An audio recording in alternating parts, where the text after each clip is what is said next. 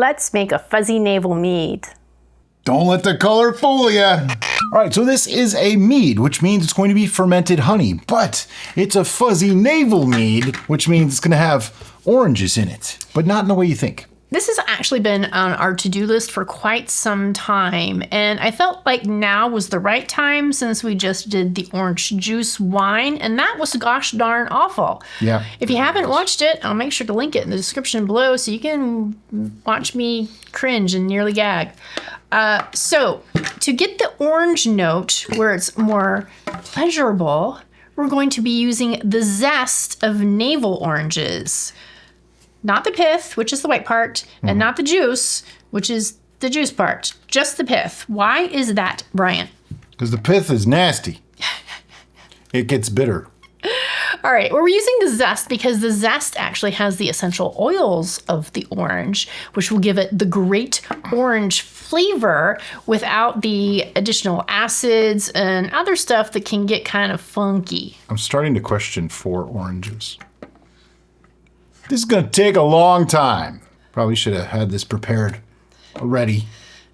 All right, so we're going to zest these 4 oranges and we'll be right back. Yep.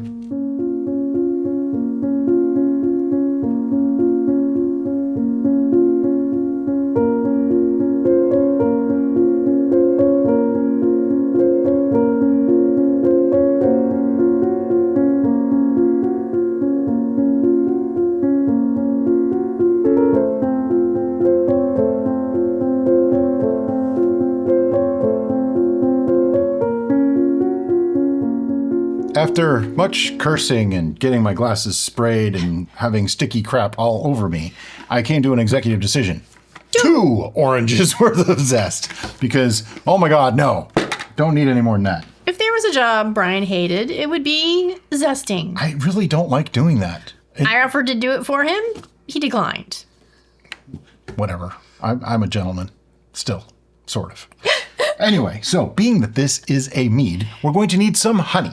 Now, the honey that we're going to use today is Kobe Apiary's raw unfiltered honey. I have an admission to make. We were gifted this honey. And in the move from the old house to the new house, we lost the note in the information telling us who gifted us this honey. We have a vast amount of viewers and friends that live in Michigan. So it could be any of them or it could be anybody else. Right. I don't know. I do know that this is a raw unfiltered honey. I know that this is from a variety of flowers. So it's considered a wildflower honey.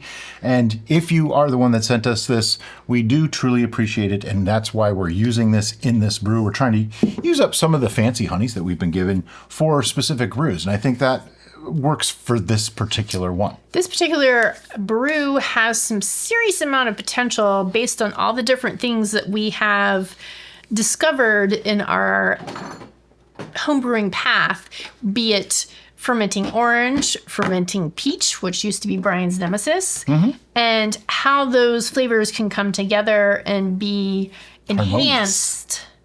Harmonious. With other elements Oh, there we go. to come later. So this is a 4-pound jar, which is very cool. Actually, no, it's a 3-pound jar. 48 ounces is 3 pounds. For some reason, I thought it was 48 because you think 12, 48, but anyway, whatever. It's 3 pounds. So I probably just need to use the whole jar. We'll see. Okay. I'm going to weigh it right now. I'm just going to pour the honey right into the bucket.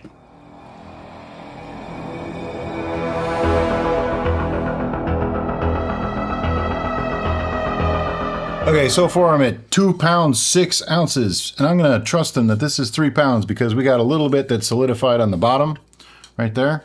So here's what we're going to do.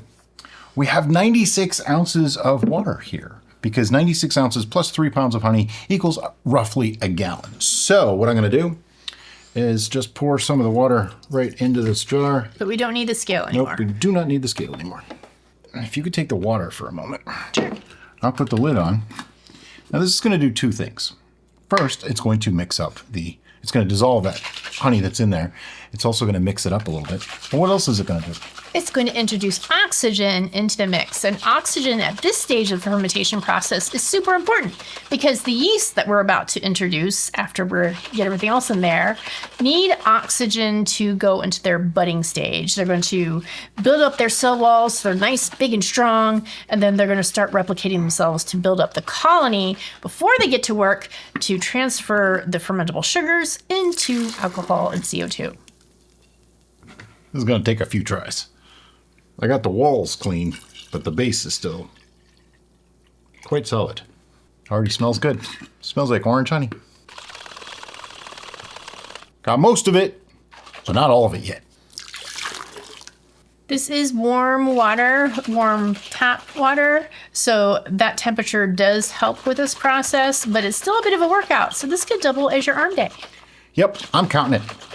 You have to tell it that resistance is useless. Yeah.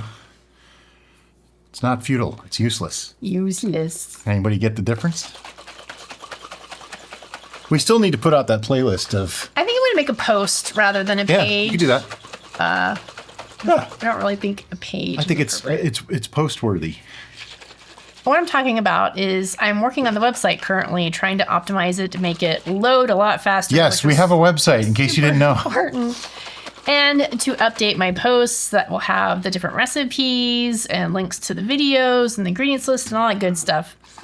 But because we speak so often in movie and television series quotes, it was suggested that we make a playlist so that way you understand what the heck we're talking about.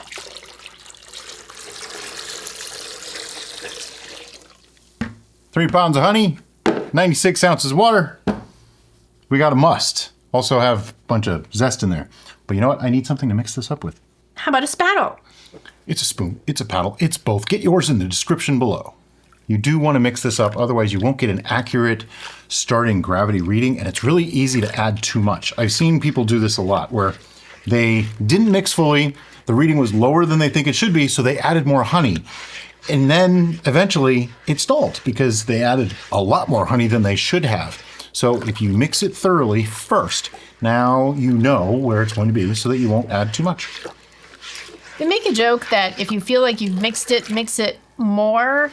And the reason being that is sometimes when you're swirling it, some of the solids, particularly with honey, can goop together and not actually dissolve. And if you let it wait a little bit, it'll settle to the bottom, and then you can remix it.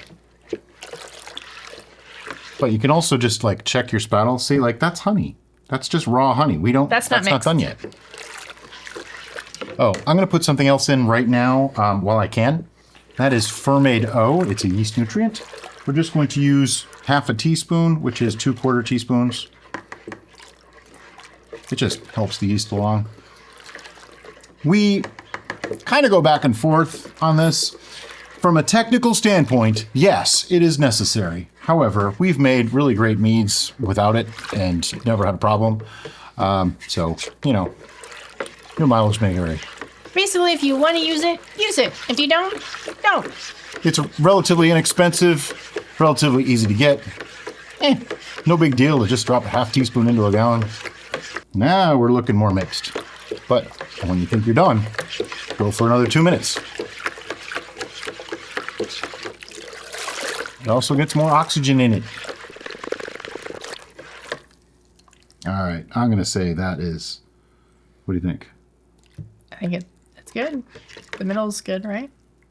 Oh, it looks like there's, I see, yep, there was still some raw honey in there. Yeah, if you just go around the edge, sometimes it'll collect in the middle, so you gotta do the figure 8 thing in different directions. Gotta do the wave pool thing where you go back and forth. Side to side. Around the world. Then wave pool. Side to side. See, you gotta do that. What? They know what I'm talking about. So the next thing we want to do is get our starting gravity reading. And I'm just going to use a hydrometer in the cylinder with a turkey baster and grab a sample. By the way, this hydrometer is one that we helped design with North Mountain Supply. It's sized specifically so that you can put it into like a 1 gallon glass fermenter, wide mouth, without having to use a cylinder.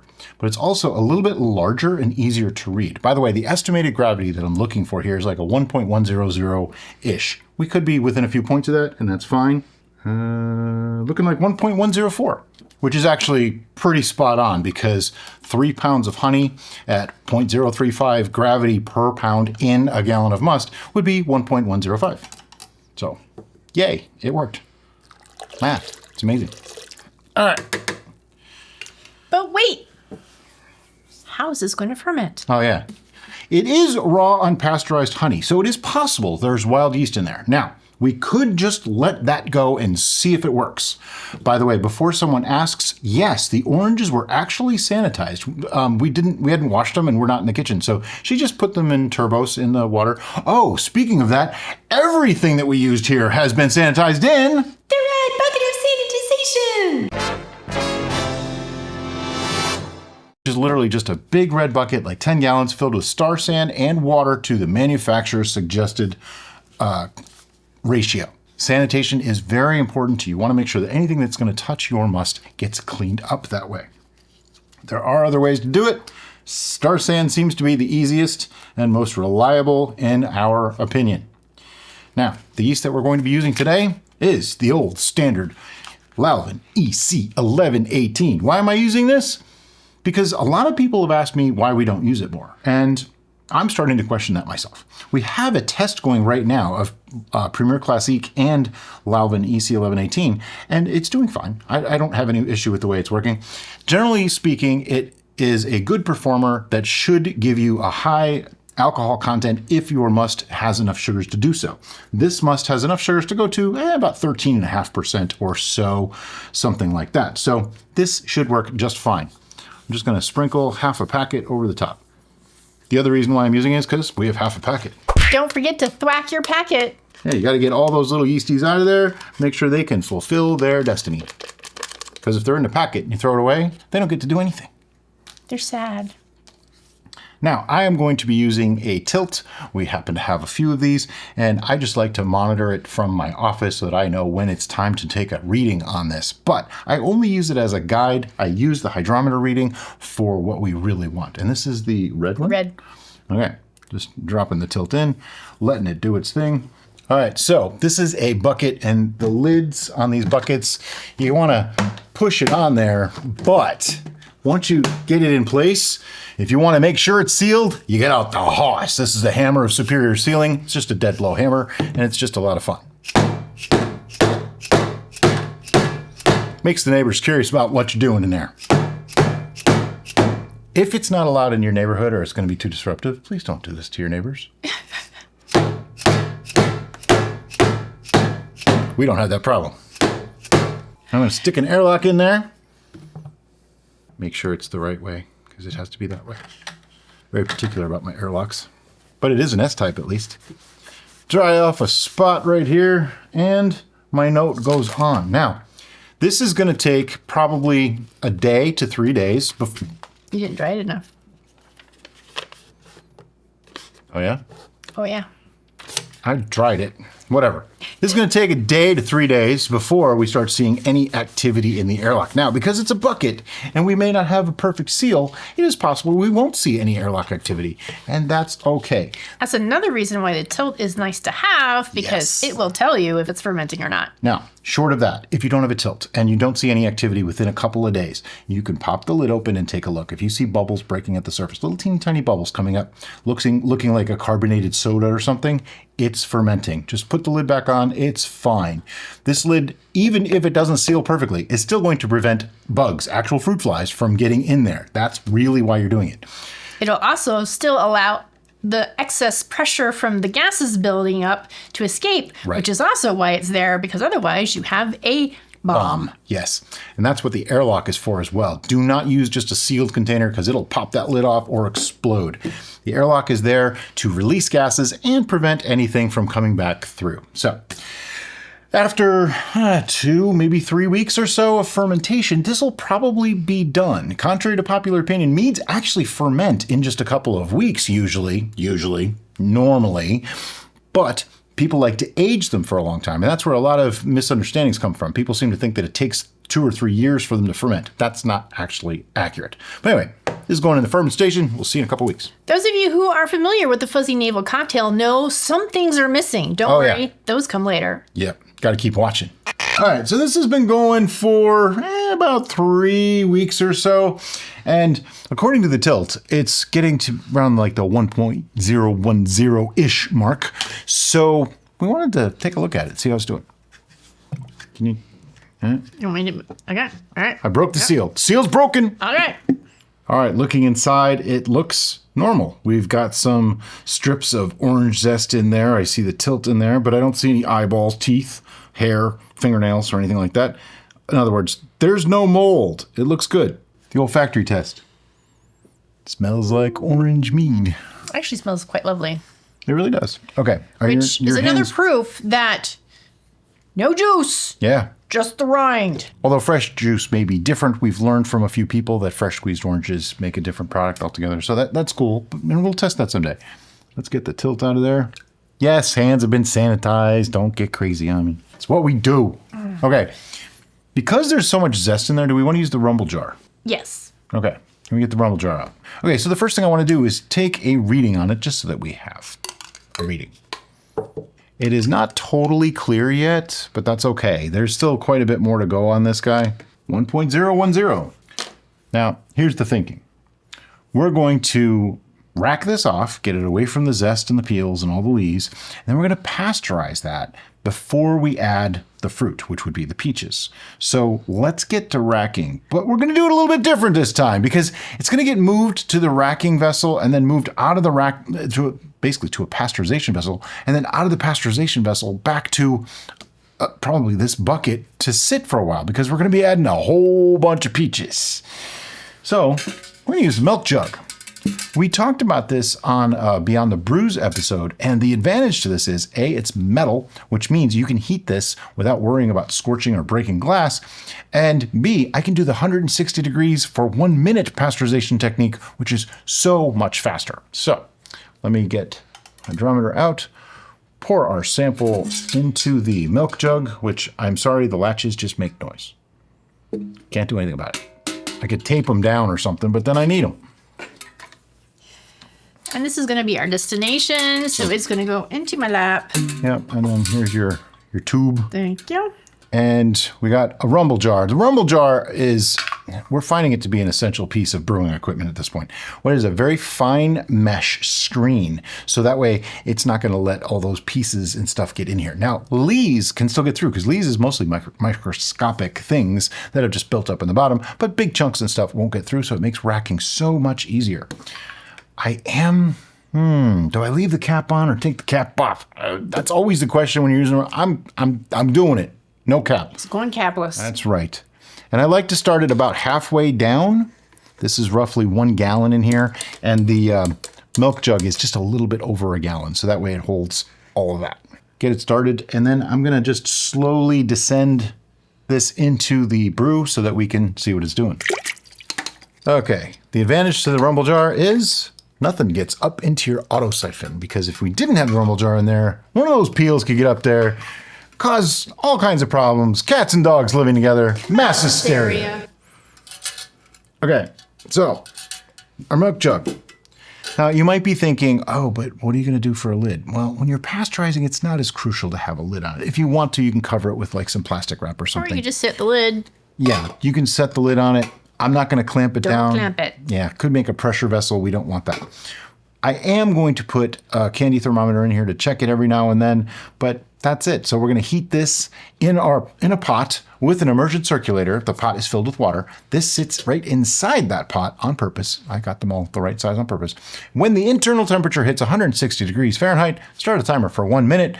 After 1 minute, take it out, set it anywhere you want, because it's metal. It's not going to crack. It might crack a marble countertop. Right. Though. So your surface, you want to make sure you're not going to damage. Hurt your surface but before you're not going to damage that. once it comes down in temperature quite a bit, that's when we'll be back to show you what we're going to do next. All right, so we pasteurized it. It's been sitting for a little while. It's cooling down. It's still quite warm, but I can keep my hand on there for a while, so it's not that hot. But what we have... frozen peaches. That's right, 5 pounds of frozen peaches. So into the bucket in a bag, because for years I railed against using bags. I didn't see the point, but now I'm starting to understand it, because if you want to squeeze anything out at all, you have to use a bag. Otherwise, it's really complicated to do. So they do have a place. I still think they're a little finicky and a little much of a pain, but they have a place. So 5 pounds of peaches going in. And yeah, they're still frozen. Don't worry, they won't be for very long. This liquid's like 120, 130 degrees. And that extra heat may help to kill anything that might be living on them. So, hopefully, if there was any, no more fermentation can happen. But I doubt it, yeah. We're using a 2-gallon bucket because this is filling up this 2-gallon bucket quite quickly. Why 5 pounds of peaches? Why not? It's worth doing. It's worth overdoing. In the words of Adam Savage. We have found that bumping up our fruit addition really enhances the fruit flavor, and we want this to be flavorful. I found a terrible packet. It won't open. They put the strip where you rip it across in the wrong spot. Yeah, sometimes it's before the crimp thing.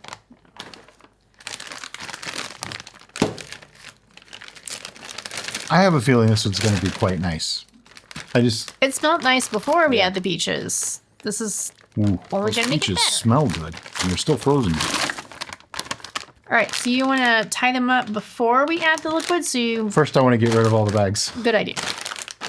Now, what I was envisioning is just racking right into this and then tying it up afterwards, because this will compress a little bit, and as they get, what? Is Sure. that okay? You're the one that's going to put your hands in there, so. Yeah, and you're the one that has to have this on your lap, because we need the auto siphon. All right, so we're going to siphon this off. We're going to move it from this to this. Which is going to be super fun, because this, the frozen bucket, goes on my lap. Now, I wanted to let this cool a bit because I don't want to melt the plastic of our auto siphon. Should be fine. But this is a perfect use for the milk jug, I think, because we're not keeping it in it. And I wouldn't want to store in it necessarily. And I left the cap off, just went all the way to the bottom. We're just going to rack it. Okay, we racked it. There's peaches in a bag. I'm going to tie it up. This is a big bag. Big butted bag. Big bada bag. Tie it up a little bit, best I can. I don't get too crazy with tying them. Just make it not fall apart, not splash everything. Normally at this stage, did you tie or just wrap it? I just wrapped it. Okay. Not worried. Okay. I splashed all over the place too. Fantastic.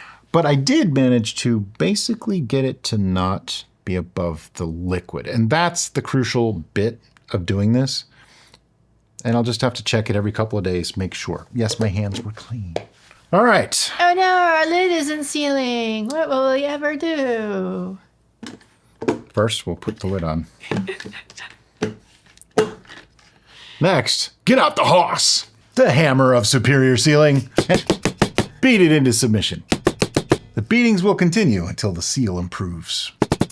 I need to make that t-shirt like the hoss that says the beatings will continue until the seal improves. Just for the looks on people's faces when I walk around wearing it going, what the heck?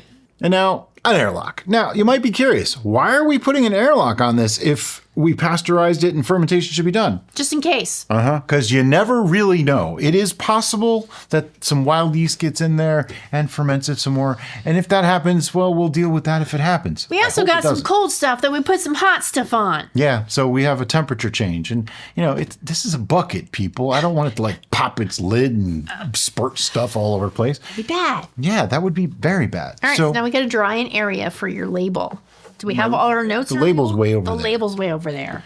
We'll have to do that off camera. But what's going to happen with this now? We're going to let it sit. probably 3 weeks because it's on fruit. I like to go 3 weeks for fruit. Gets the most extraction out of it.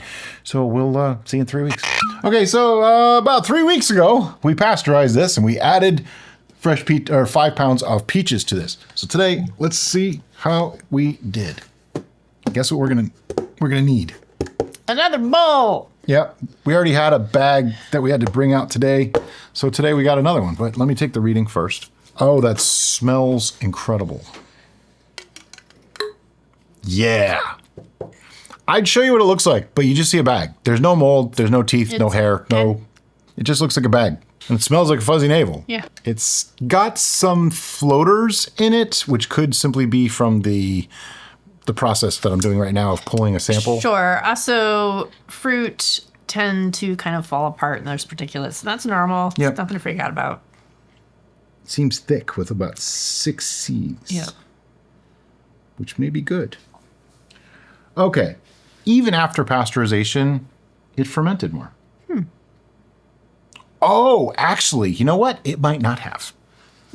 Here's what could have happened. Oh, do we have a temperature differential? That's not what I'm getting at, Okay. but that is a possibility as well. It's at 1.000 right now. Last, it was at 1.010. Adding the fruit diluted it slightly. Oh, So the liquid in the fruit could have been enough to that would have dilute been- it down. Totally. It's a guess. It's a guess. The likelihood of it fermenting is slim because that was frozen fruit. I doubt the yeast would have still Yeah, been there. I think the dilution is probably Yeah, it's probably dilution. Yep. So, but I am going to take a sample off of this before we rack it, and I'm just going to set it to the side. That's crazy thick. Yeah, it is. It's like syrup. Okay, what we want to do now, though, is rack this. Yeah, I got to get my bowl Yeah, situation. we need some bowls. 1 second. Okay, so we got our bowl. We got a strainer. They've both been sanitized in turbos. Guess what you get to do? I get squeeze bag because I Yep. got sanitized hands. Now, the trick to this is you want to get it out without causing as little oxidation as possible. In other words, don't like hold it up in the air and let it drip it. Yeah. So I am kind of twisting and very slowly raising it so that the liquid will come out at the bottom, preferably, and not drip and oxidize. Take your time, and it'll be fine. That's why I'm doing it. It's also because it's sticky. I don't like sticky. Daddy bag. Yep, there's a lot of fruit in there. Oh boy. You got it? I get it. Arr. Now, we put it into a strainer and over a bowl because you can squeeze that bag some more, get a little bit more out of there that we can actually use. Now, what's crazy is this is 1.000. How is that possible and it's this thick? I don't know. There's something wrong. Well, we got stuff. You want to But we want to rack this to a pitcher. do a taste? We can do that. Be impatient. See, he's giving me the super crazy thick stuff. Do you want me to drink it first? I'm being a gentleman. It's what gentlemen do. Being a gentleman, damn it. But if you want me to take one for the team rather than be gentlemen, I will take one for you. Because I think it's going to taste quite good. And I don't think it's as thick as we think it is. Is it? It is thick. Little. But I think it's solids floating in it. It's very orangey. It's a little harsh. a little harsh. It needs to be sweetened quite a bit. Well, we know that because it's at 1.000 right now. Do we have a peach extract? I think we do. It would be over there. I'll have to look for it. But yeah, this needs some adjustments. So we're going to rack this to a pitcher and take care of that. But yeah. So I have sanitized our pitcher, and that's why it's all foamy, because we use Star San, which is a No rinse sanitizer. foaming sanitizer. Yeah, it's meant to do that. That's part of the plan. All right, so source in the bucket, destination lower than the bucket. Halfway down. That almost made sense. Yeah, destination source. Lower than bucket. Yeah. Go halfway in with your auto siphon. Get it started. More, please. More? More. Okay. More is better. Well, we had an air bubble that was going to cause a difficulty. Now, I like to tip it up on its side because that way I can see what kind of lees we're dealing with as I get to the bottom. And I have more underneath, or above, I should say, the auto siphon for it to be able to siphon properly before hitting the bottom of the bucket. This is just an unusual brew, and I'm trying to figure out, because we've done things with peaches before, and had varying degrees of luck. right, but the thickness, My nemesis. the thickness is what I don't Yeah, understand. I'm not getting the thickness because I would have thought if it's that thick that it's just super sweet. It's not. It's not. It's dry. It's very dry. That's why I'm thinking it's suspended little particles of solids, because when you looked at the glass, Yeah. I saw tons of Sure. particulates. Would this benefit from pectic enzyme? We could do that. Or just a cold crash.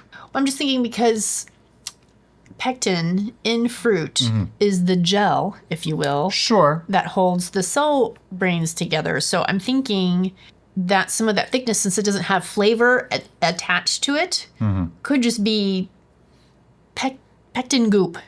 We can try it. Sure. I mean, it's going to sit for a while anyway. So, Yeah. So we'll make our adjustments, then add pectic enzyme at the end. Okay. Call it a day. It is unusually, oddly It reminds me suspended. of the oh shoot, I just lost the word. They're not juice. They're next to the juice in the grocery store, but they have their own category. And they're always thick. I have no idea. Crap, what are they called? Like the aloe syrup things? No, they have mango and peach and various nectars. Nectar. Is that the word I'm looking Yeah, it is more like when we've gotten mango nectar. Right. And yeah, it is kind of like those are that. super thick. Yeah. Yeah, it's odd. But she's right. I think maybe some of the pectins could be doing that, causing like a gel-like kind of consistency. It's interesting. We've never had that happen before. No, that's why it's a little perplexing. Hey, you know what? But you just roll with it. It happened. We'll deal with it. Move on. It wasn't even objectionable mouthfeel. Oh, no. Taste-wise, needs some work. It does. Sweetness, for sure. Needs sweetness, and with that might come out more of the fruit notes that we're looking for. So I think we should start with sweetness before we start adding other Right now, flavors. the only flavors that I got out of it, I got very, very little peach, mostly a harsh orange and a sharp alcohol note. That's what I got. It's even taking a lot longer to rack. Yeah. I keep looking at the thing going, really? We're not done yet? Nope. It's going just really slow. But this is another proof of how strong just the zest of citrus can be for flavor. Sure. That orange, it comes through in the smell and the flavor very strongly. Okay, that's all I can get. We lost a little tiny bit, if you can see the shadow there. Maybe half a cup, not even that much. You had a taste of it. You said sweetening right away. Sweetness. Right away, we used 3 pounds of Kobe apiary's honey. Let me see if we still have some of that. We didn't have any more of the Kobe apiary because I believe that we were sent 3 pounds of it, so that's what we had. So what we do have, though, is Kirkland wildflower, which is, in this case, I don't think the honey you use is as important for sweetening because we don't want to take away from the peach and orange flavors. No. We just want to add a little more sweetness to this. A lot more sweetness. You could even use sugar if you really wanted to, but I don't know, it feels weird to use sugar in a mead, but you can if you really wanted to. I'm going to use honey. And what's the problem? Well, we have it all on one side. Oh. If you shake it all over the bottle, then it's... I was going to pour it wrong, is what she's trying to say. I'm just... We may need more than what was in there. It looked like there was about maybe 3/4 of a pound in there. Might even have been... Yeah, there was like that much. So, I don't know. We'll figure it out. I think this needs to be sweet. Yeah. I know I say that often, but this one needs to be sweet. It's... If we're trying to replicate a fuzzy navel, it needs to be sweet. How long do you really want to wait on that? If you want to... Do you want to fetch another... No, I want to start mixing it and see how we did. You want to start mixing it. Okay. Yeah. What I got it. You go get the spoonula. See? Ta-da! Not a drop. Then you just want to mix it up. Because if you don't mix it, then you're not going to get a true knowledge of what it really tastes like. Yeah. if all your sweetness is down here, and when you pour from up here, it's not going to taste sweet enough. Now, something else. Now that we have added honey to this, we are going to have to pasteurize. We are going to have to stabilize this in some way. Our preferred method is pasteurization. Or We can fortify it. except we used EC 1118. Oh, never mind. Which that's something that's very important to realize. This is probably only about 13% alcohol right now. So Yeah. to raise it 5 points would require a fairly significant amount of Everclear. We could do it still. I don't think it would take that much. Probably about 10 ounces, maybe 12 ounces. I don't know if that's worthwhile on something like this. Now, if we get it to where it's just sickly sweet and tastes overly strong, that's a possibility. True, but I don't think we're going to get there. No, I don't think so. And this, to me, is the fine tuning of a brew. A couple people have thought or given the impression that when you make mistakes, you have to do this. I don't think so at all. It should be done in every brew.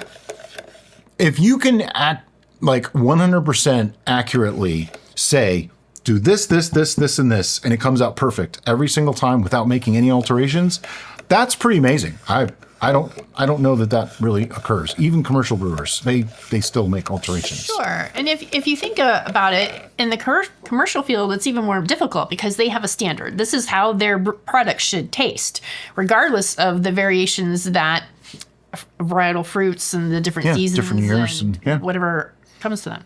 So they blend stuff together, they add stuff to it to get it to taste with their signature taste. With this, we want it to taste good.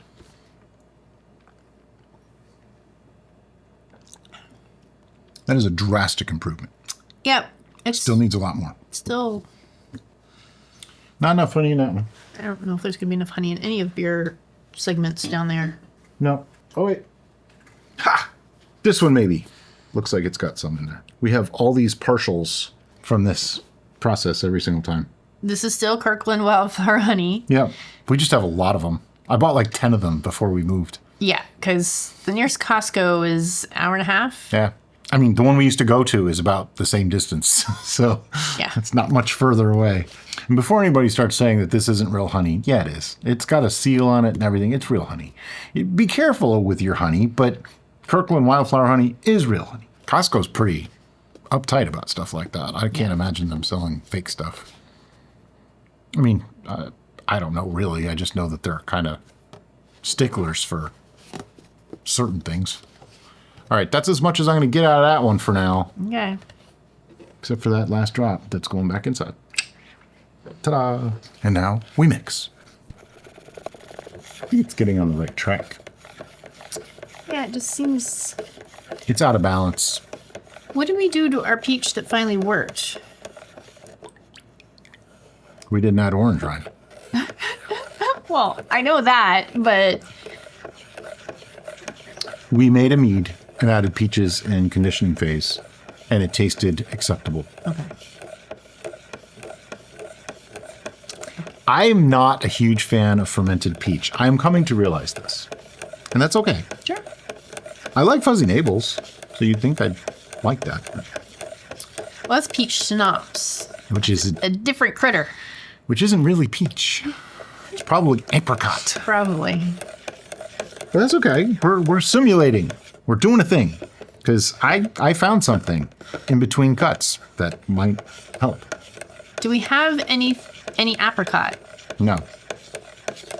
But I also remember there was a time that we made a mead and I used this peach extract and I liked it. Sure. So, 2 different sources of peach flavor. It's complexity. It's my story. I'm sticking to it. That's my plan, just to put peach extract into this. As soon as I dissolve all the honey, it's taking forever. I think the adjustments take the most time. Of all the stuff that you do for a brew, they take the most time. Adjustments sometimes are super fun, and like you end up in this completely different area, and it's really exciting. And then other times it's annoying and tedious, and you get frustrated. I feel currently I'm in the nearly frustrated, nearly frustrated. semi-tedious. How's that? Still a little orange heavy. Yeah. Let's We do it. So for this, thinking a teaspoon measure is probably appropriate. Gotta wash it, sanitize it, turbos. Oh, see, smell this stuff? Oh, yeah. That's the flavor you need. Because this is like the fake peach schnapps flavor. Right. So combined with real peach and the orange, I think we're on the right track. Now, this extract is by Olive Nation. We've found that their extracts are actually a higher quality than just generic cooking extracts. I just did a teaspoon, mix that through, because it's pretty potent stuff. That should be mixed. Yeah. It blends in pretty quick. I can still smell it.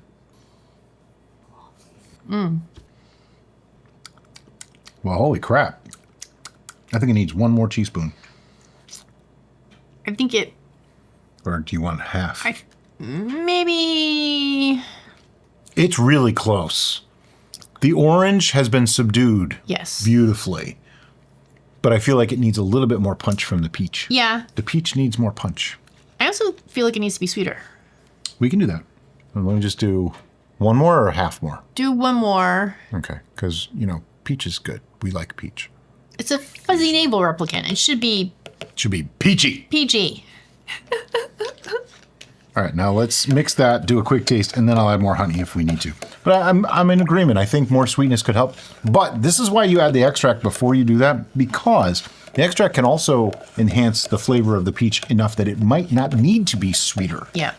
Because we added a pretty significant amount of honey to this. Yeah. We do it this way for a reason. It's not just to cheat and get more alcohol into us. Nope, not at all. So that we are tweaking. We're doing fine adjustments. Getting it the way we want it, rather than guessing.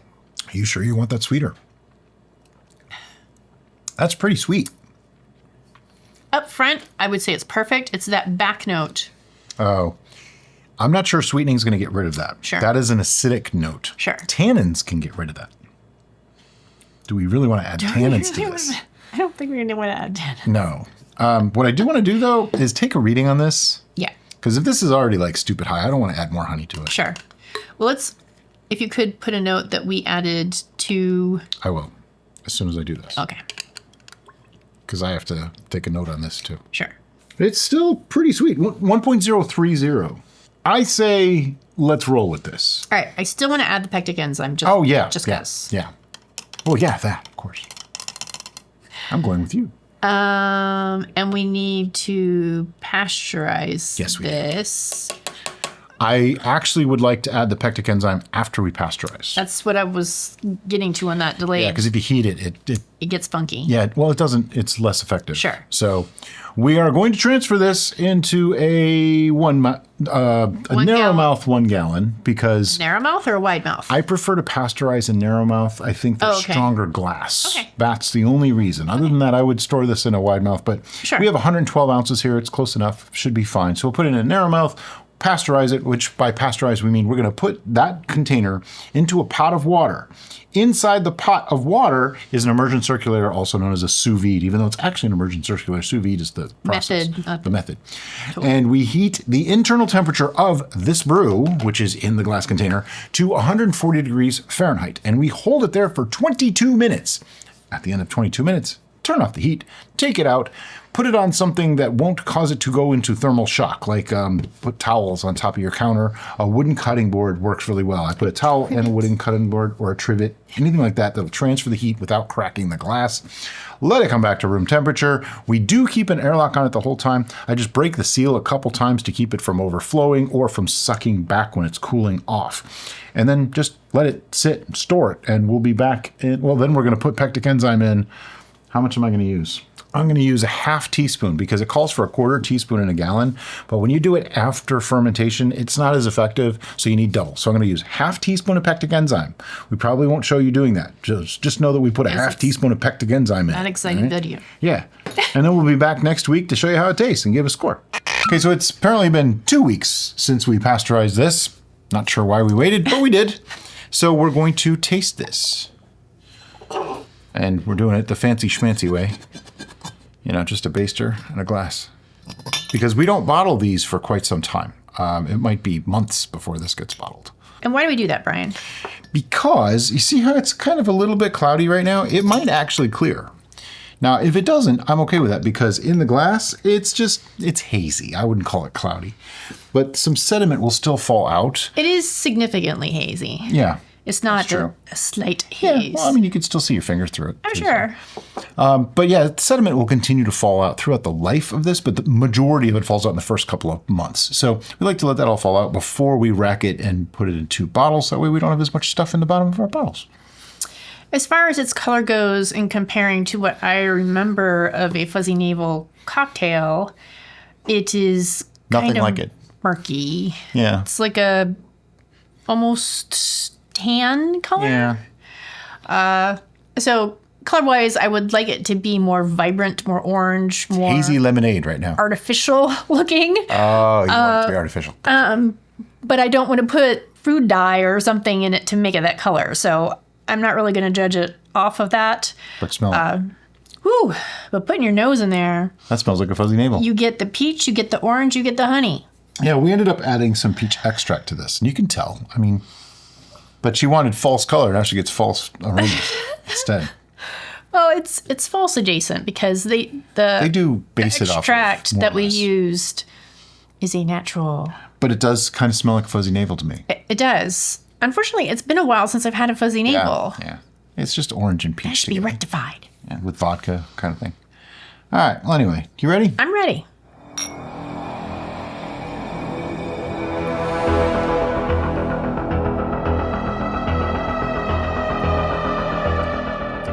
That is quite drinkable. Yeah.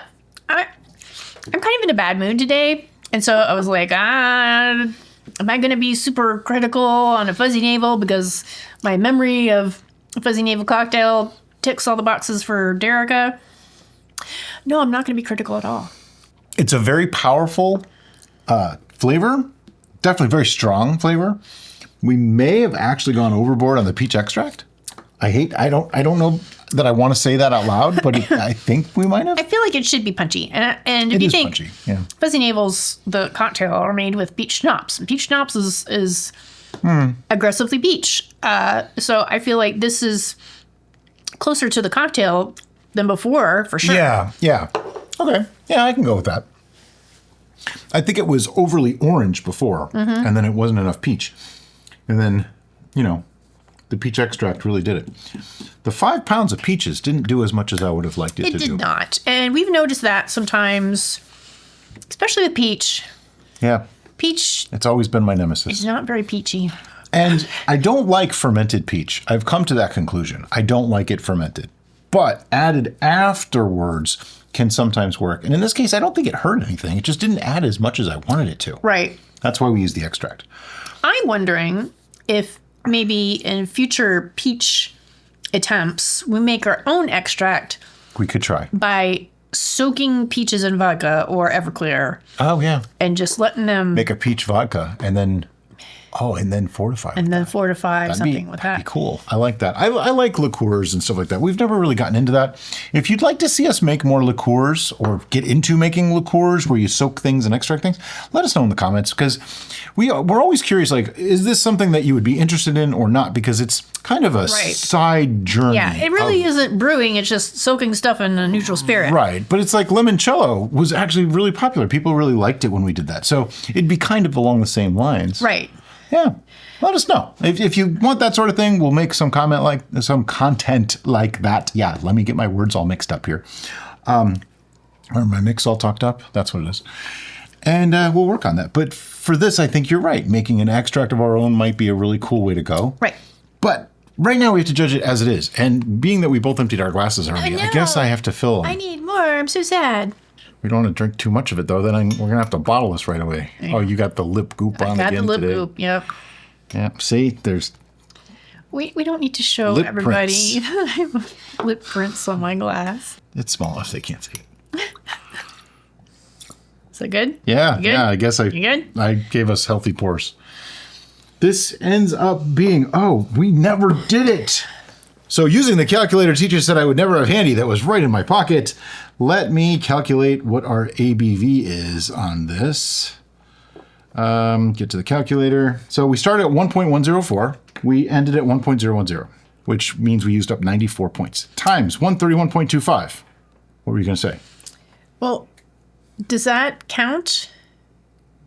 I'll get to that in a second. Okay. Just going off of that, it's about 12.3%. Now, then we added 5 pounds of peaches. And our gravity actually went down more. And then our gravity went down to 1.000. Now, here's the thing.